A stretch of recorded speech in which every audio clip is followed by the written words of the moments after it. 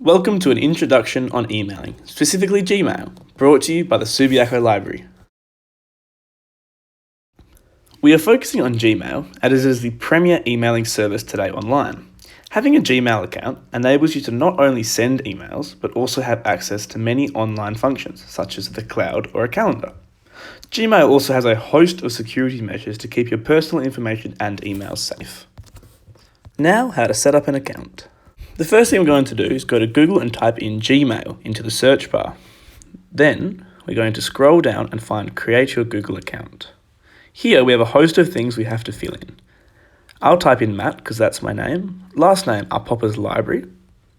And then username you have to select something. I like to select something that is quite easily to, if you have your name on it, it's quite easy to tell it to people. @gmail.com. And sometimes your name won't be available, username, and you just have to change it. And as password, you should have a capital, a special letter, and a number in it is quite a good idea. So I'll have capital Matt123! And as you'll see, my username was taken, so I'll just put another number in there or two. Perfect. Now we have to add a phone number. Now here I'm going to add my phone number. And that way, we can set up two-factor authentication, which just makes your account a little bit safer. So here I'll type in my number, and then I get a text to my phone with a security code that I must put in there.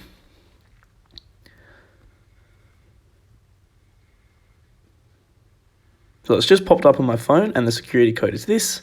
So I'll type it in and I'll hit verify. Perfect. Now, that was really for security measures. If we want that to be connected to our account, as it says, it's just for security measures. Again, a recovery email address is optional. It's just, again, if you forget your password, it's a way to reset your password. You must put in your birthday and your gender. Now here I'm just going to show why we asked for this information. So as it said, if it breaks it down, each reason why we asked for it, our name, our username, our password, our birthday, our gender, our phone number, and our current email address. And of course, we can change this information later if we want to. Get more from your number. I don't like to enable this, but this is just something else. You can make video calls and whatnot with your phone number. Here are the privacy and terms, and we'll just read through them quickly just to double check everything's right. And if you're happy, press I agree. And then fingers crossed, our account is made. It might take a few seconds to load. Perfect. We're up to the dashboard now. Perfect. So this is just our dashboard here. We'll come back to it. And for now, let's click on those 9 dots and press on Gmail. Now we'll be brought to our home page in Gmail, which comes up with emails and other functions.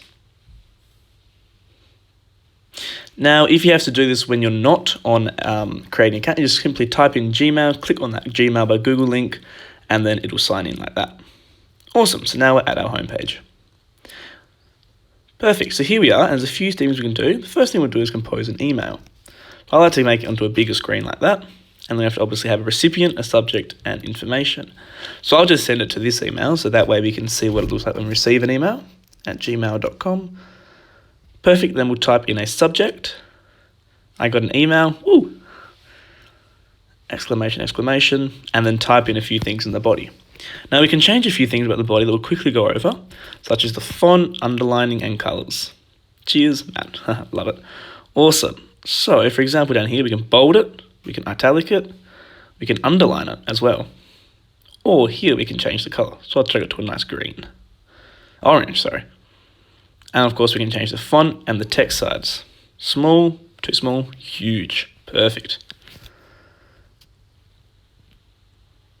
The next thing we can do is attach a file. So we can either attach a file in the body or we can have it as an extra file on side of it.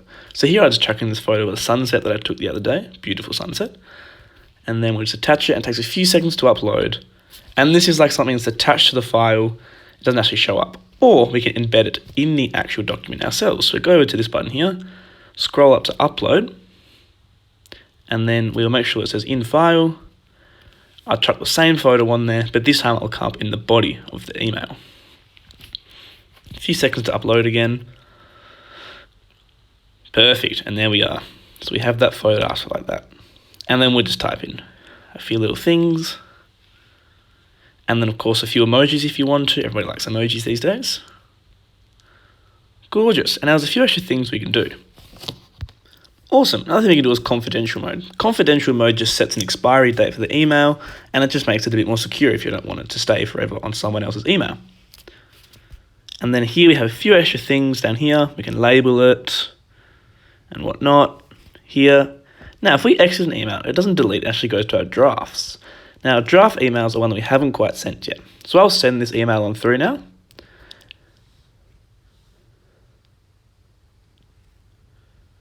So we've sent the email, hopped to our inbox, and there it is.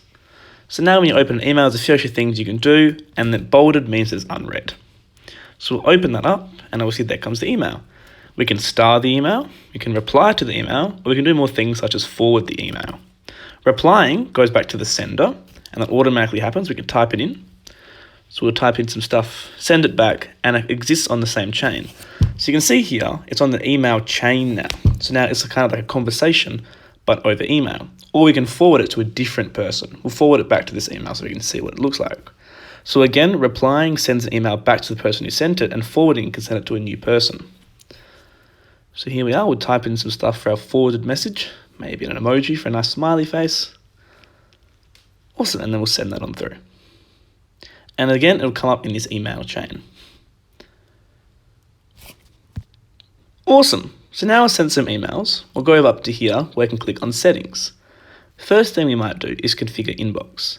Now there's a few different things here. I think the way that it usually does default is the best.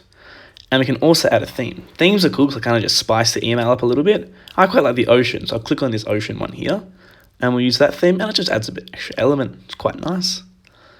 There we are, and we'll also go to these main settings here, and it's far more detailed. There's a lot of settings we can play around with here, and a few main ones, just the language, how many emails per page it shows.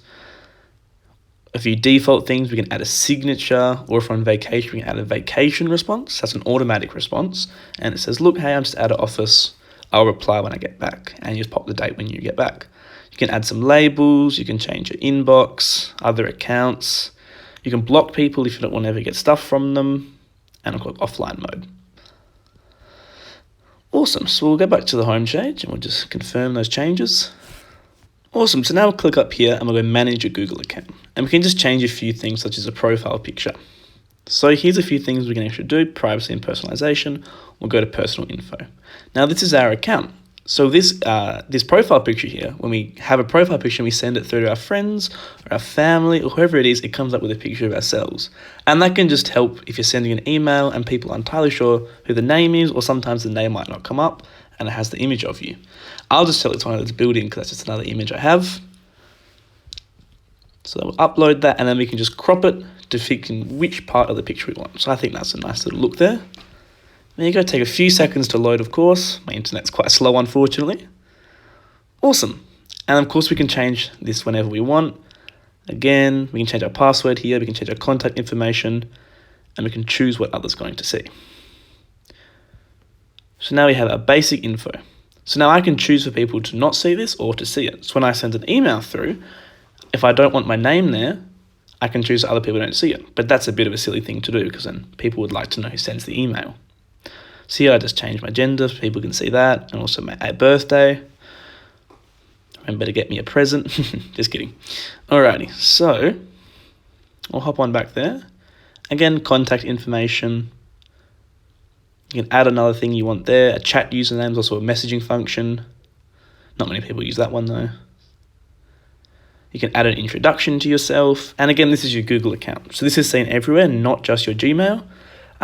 So if you use your Google account for something such as Pinterest, you can log in with your Google account, and that's just also why Gmail is awesome, because they have that extra added functionality, and then people can just see this if you make it viewable to the public.